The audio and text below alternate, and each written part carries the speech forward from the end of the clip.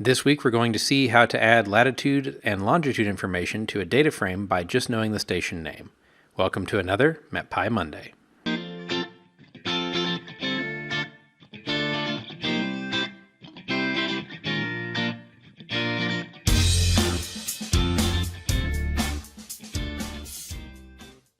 Hello, I'm John Lehman, a software engineer for Unidata. This week, a couple of announcements before we get started.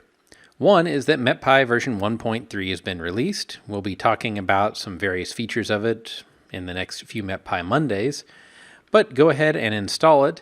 Just note that it is now Python 3.8 and above only, so if you're using 3.7 or before, you're going to need to go ahead and update. The second announcement is the MetPy 2022 user survey is now open. Go to the MetPy docs and click the Let Us Know link at the top, and please fill out the MetPy survey. It helps us know how we can improve MetPy, what directions MetPy needs to go in, and is important for continued development. All right, now on with the Monday. This is a really handy little function that's in Metpai Io. Before, we've talked about getting station latitude and longitude information by reading text files and then going through those and pulling out the information we need, but now that's all wrapped up in MetPy for you. So the first thing that we're going to need to do is import metpai.io. Now, if you don't know what version of MetPy you're running, you can import MetPy and then look at metpai.dunder version, which is _dunder. Now I'll show you that I am now on 1.3.0.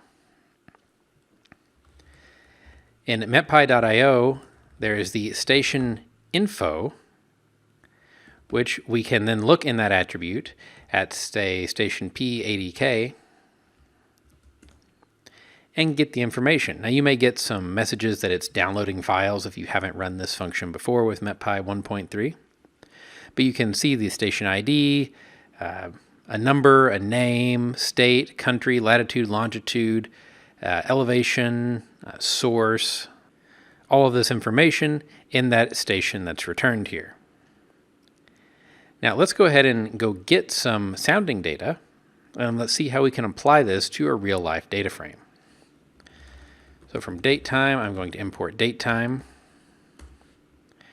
and from siphon.simplewebservice.iowastate, I'm going to import the Iowa State upper air object. Again, remember tab completion so you don't have to type all of these long names. The date is going to be a date time.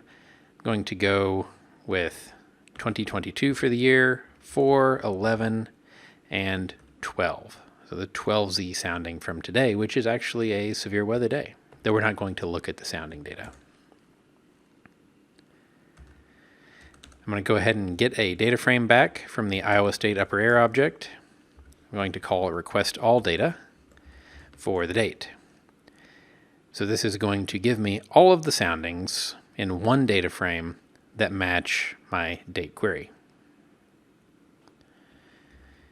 Okay, and of course we've got a warning from pandas there, but that's fine. We see here we have almost 13,000 rows of data from many stations, but what we don't have is any location information. Say I wanted to plot where the stations are. I wanted to plot, like we've done in other MetPy Mondays, the value of the LCL or CAPE. Then we need that location information.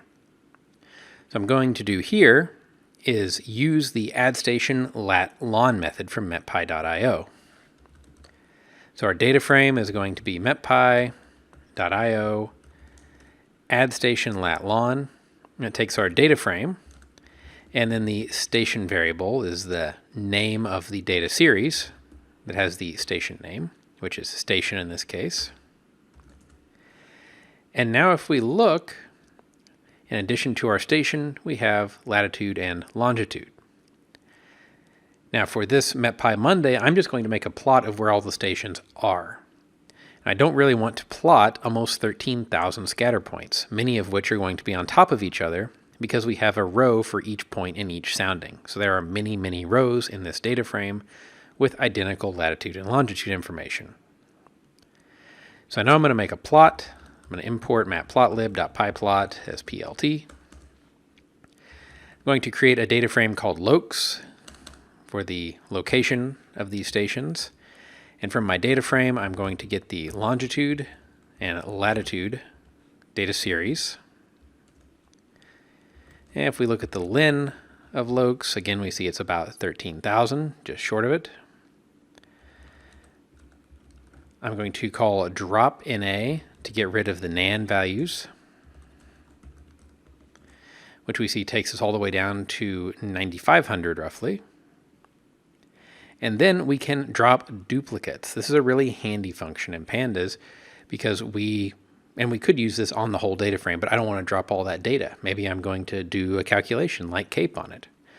I just want to drop it from lokes. So lokes is equal to lokes dot drop duplicates.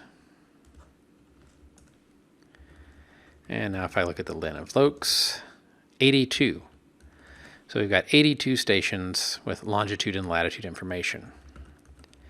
So if I wanted to do a really rough plot, again, not using map projections, we've got plenty of videos on Cartipy out there. I could do my x-coordinate, which is longitudes, and my y-coordinate, which is latitudes. And those are actually singular, so longitude and latitude. And there we go. You can see the rough outline of the US and up into Canada, where we have these stations that have reported a sounding for 12Z today. I hope that you found this handy function useful, and I'll see you on next week's MetPy Monday. Don't forget to go fill out the user survey.